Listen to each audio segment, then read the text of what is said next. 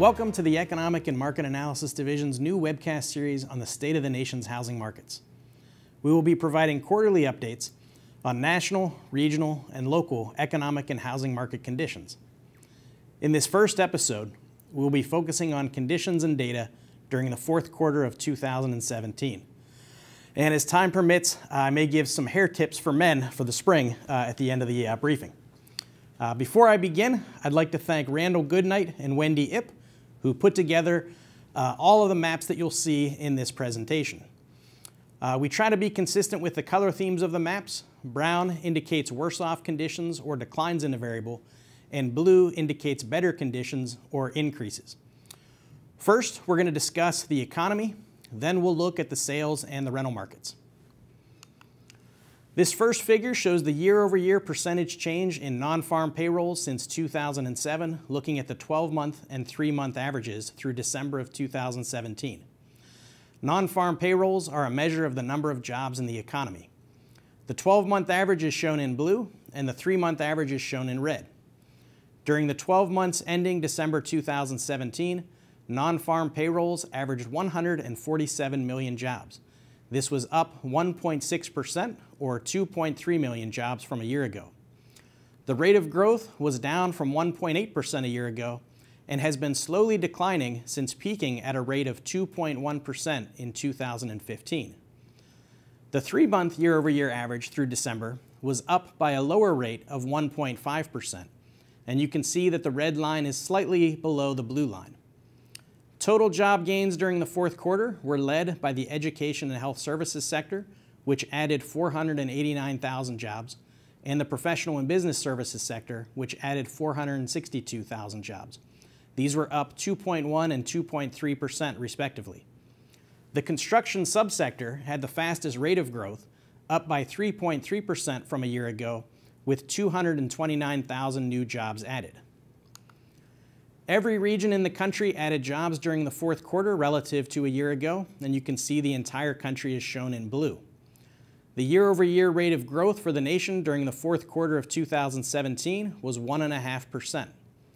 The 5 regions in the darker blue grew at a rate that was faster than the national average, and you can see that's the western half of the country, the southwest, and the southeast.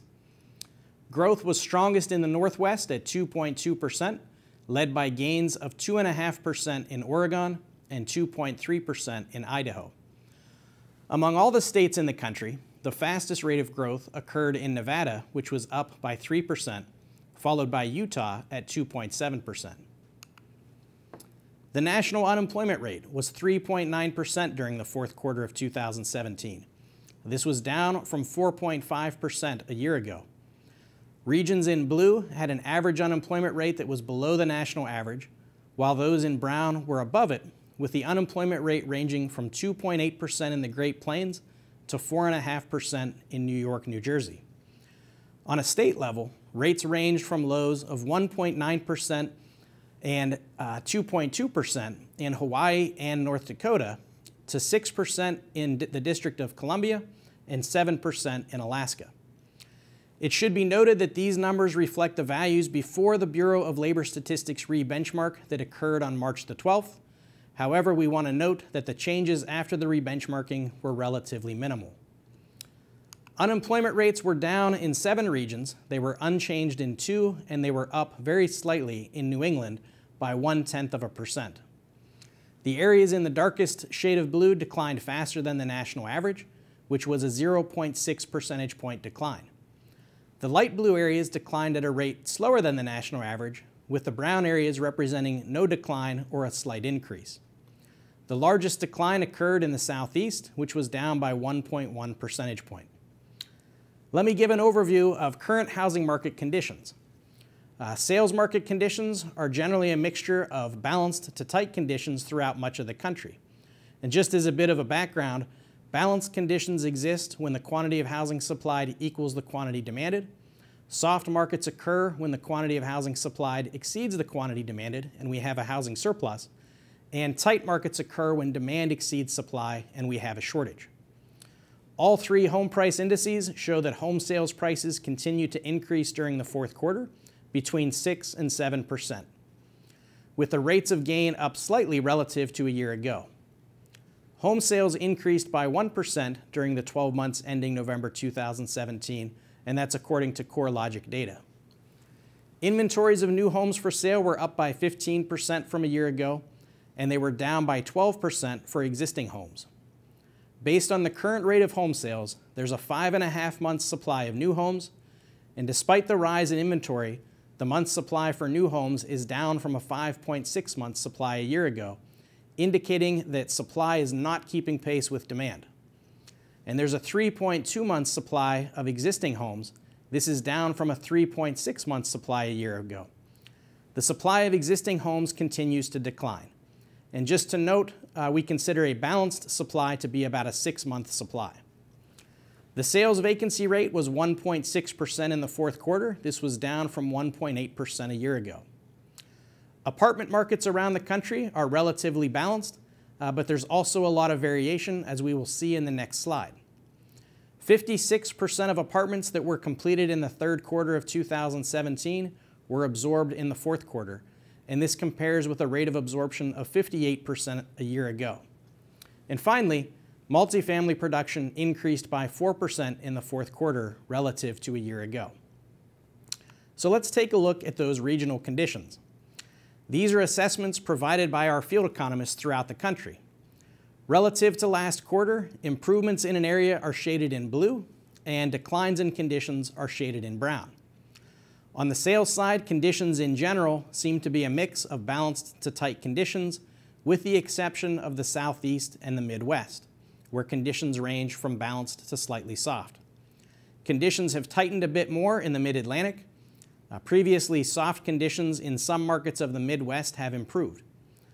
On the rental side, many apartment markets are balanced in the country, but there is a lot of variation as well. In New York, New Jersey, the New York City apartment market has become slightly soft after being previously balanced. In the Great Plains, some markets that were previously tight have become balanced. In the Rocky Mountains, conditions have balanced in most of the major metro areas. In the Pacific, most of the major markets in California are tight. And some markets that were very tight in the Northwest have improved and have become either tight or balanced. In this next figure, we show the year-over-year change in home price indices on a monthly basis. And this is looking at the 3 major home price indexes that are tracked in the country. All 3 indexes have shown year-over-year price increases since early to mid-2012. In December of 2017, all 3 indices were trending at nearly the same level. The S&P index, shown in blue, was up by more than 6% from a year ago, while the CoreLogic and FHFA index, shown in black and in red, were up by 7% relative to a year ago. Relative to a year ago, the rate of home price increases was also up by about 1% for the S&P index and for the CoreLogic index, while the rate for the FHFA index was unchanged from a year ago. In this next map, we show the change in the monthly CoreLogic house price index on a state level from 1 year ago. Nationally, the increase was 7%. Prices were up in all states, including the District of Columbia, and prices in the 2 lighter shades of blue increased by less than or equal to the national average, while prices in the darkest shade of blue were up by more than the national average. And this was led by Washington State, which was up by 12%, followed by Idaho, Nevada, and Utah, where prices were up by 11% relative to a year ago. Those were the only 4 states in the country with double-digit price increases. Price appreciation was the smallest in Alaska, Connecticut, and Oklahoma, which were each up by only 2% relative to a year ago. According to the Census Bureau, the median price of a new home in the fourth quarter was $328,600. This was up 6% from a year ago. And according to the National Association of Realtors, the median price of an existing home was up by $246,600, up 5% from a year ago. This map shows the percent of home loans that are 90 days or more delinquent, in foreclosure, or in REO status as of November 2017. REO stands for real estate owned and means that the lender now owns the property. The national average was 2.3% of all loans in these 3 categories. This was down from 2.7% a year ago. Regions in blue are at or below the national average, and those in brown are above it. The rate is highest in the New York, New Jersey region at 4.3%, and it's lowest in the Rocky Mountains at 0.9%. And here we see the change from a year ago. The national decline was 0.4 percentage points, and areas in dark blue were down by more than the rate of national decline. Light blue areas were down by less than the national decline, and the one area in brown, the Southwest, had a slight increase of 0.1 percentage points. Despite New York, New Jersey having the highest rate in the country, this region also had the highest rate of decline, down by 1.2 percentage points from a year ago, and was led by a 1.7 percentage point decline in New Jersey. Within New Jersey, the Atlantic City metropolitan area had the largest decline, with the rate falling from 10% to 7.2%. Based on CoreLogic data, new and existing home sales were up by 1% during the 12 months ending November 2017 compared with a year ago. Home sales in the 5 areas in dark blue increased by more than the national average. The 2 regions in light blue had no change in the level of sales, and the 3 regions in brown all declined by 1%. The largest gain in home sales occurred in the Pacific region, which was up by 4%, and this was led by a 12% increase in the state of Nevada, which was the highest increase in sales among states in the country. Existing home sales were up by 21% in Nevada, compared with an average increase of 6% for existing sales in the nation. In this next map, we show the change in home sales by metropolitan area in the Southeast region. The darker blue areas had the largest gain, while the darker brown areas had the largest declines. Sales in the Southeast region were up by 3%, led by a 10% increase in Kentucky, followed by a 6% increase in both Tennessee and Georgia. 11 of the 91 metropolitan areas in the region had a double-digit increase in home sales, and that was led by Hinesville, Georgia, which was up by 26%, and Jacksonville, North Carolina, where sales were up by 21%. The largest decline in home sales occurred in Myrtle Beach, and sales there were down by 40%. In Florida, total sales were up by 1% for the state, and you can see that there's lots of decline in Florida, especially in the southern portion. This is a decline mostly in REO and short sales. For the state of Florida, REO sales were down by 50% from a year ago, and short sales were down by 65% from a year ago.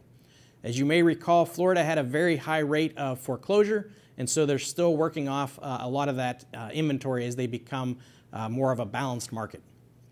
Single-family home building, as measured by building permits, increased by 9% across the country to 165,100 homes during the fourth quarter, and that's relative to a year ago.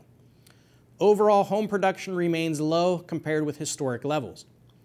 Permits were up in 7 regions, with a decline of 2% in New York, New Jersey, and no change in New England and in the Great Plains. 4 regions had double-digit increases, led by the Pacific at 16%, followed by the Rocky Mountains, the Northwest, and the Southeast. The number of multifamily units permitted increased by 4% to 111,000 units during the fourth quarter. Multifamily permitting was up in 7 of the 10 regions, with gains ranging from 3% in the Great Plains to 62% in New England. The number of multifamily units permitted declined in the other 3 regions, led by a 41% decline in the Rocky Mountains, with declines also occurring in the Southeast and the Midwest. And now let's take a look at the nation's rental markets.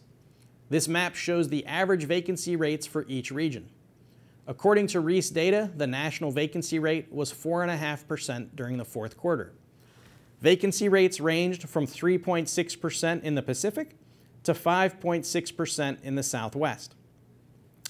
The 6 regions in blue had a vacancy rate that was above the national average, and the 4 regions in brown were below the national average. According to the Census Bureau, for the entire U.S., the rental vacancy rate was 6.9% in the fourth quarter, and that's unchanged from a year ago. In this next map, we show the change in vacancy rates across region during the fourth quarter relative to a year ago. The national vacancy rate increased by 0.3 percentage points. Rates increased in 8 regions while remaining unchanged in New England and the Rocky Mountains.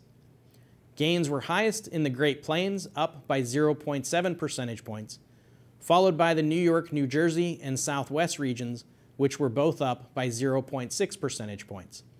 Those are all in the darker shade of blue because they increased by more than the national average, and that also includes the Midwest, which was up by 0.4 percentage points. Let's take a closer look at vacancy rates in the Pacific region, which had the lowest vacancy rate of all HUD regions. The regional vacancy rate in the Pacific region was 3.6%, and this is up from 3.5% last year.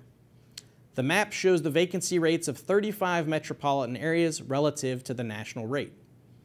15 of these metropolitan areas had a vacancy rate of 3% or less, and those are shown in the dark brown. The areas in light brown were also below the national rate. The few areas in blue were above the national rate. The most notable areas from the metropolitan area: Las Vegas had a vacancy rate of 3%, Los Angeles was at 3.3%, and San Francisco at 4.5%. The Merced metropolitan area had the lowest vacancy rate in the region at 1.4%. And now let's take a look at rents. Rents were up by 4.2% nationally, according to the REIS data from the fourth quarter of 2016 to the fourth quarter of 2017. Rents grew in all regions of the country. You can see the whole country in blue. The 5 regions in darker blue increased by faster than the national average, led by the Rocky Mountains, which was up by 5.8%. The average rent in the fourth quarter of 2017 for the 274 areas reported by REIS was $1,368. Rents increased in 270 out of the 274 metropolitan areas, which we're showing on this map, and you can see those all in blue. There were only 3 metropolitan areas in the country where rents declined, and those are shown in brown, and there was 1 area where the rent stayed unchanged. Gainesville, Georgia, and Reno, Nevada led the country in rent growth, and both of these areas had a double-digit rent increase relative to a year ago.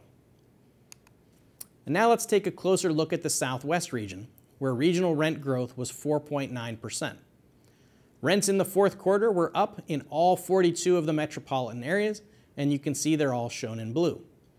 10 of those areas in darker blue were up by more than the national increase, led by a 9% rise in Midland, Odessa. Rents in Dallas and Houston were each up 5% relative to a year ago. So far I've presented on national, regional, and local data for vacancy rates and rents. And as we all know, housing markets are local, and that's where the greatest interest lies. The national or the metropolitan area vacancy rate is nice to know, but at the end of the day, I really want to know what's going on in my neighborhood. And what is really interesting is that there can be a great deal of variation within a metropolitan area from one submarket to another. And that's what we're highlighting here in this slide. First, we are showing some submarket data with 4 metropolitan areas around the country. And you can see the metropolitan level vacancy rate below each of the inset maps. But within each inset map, we've highlighted a particular submarket or two where the vacancy rate is significantly higher than the overall vacancy rate. In Salt Lake City, the overall vacancy rate is 5%, but with the central submarket area, the rate is more than twice as high at 10.9%. Denver has a vacancy rate of 4.9%, but the north submarket in Denver is at 11.2%, while the downtown submarket is at 12.4%.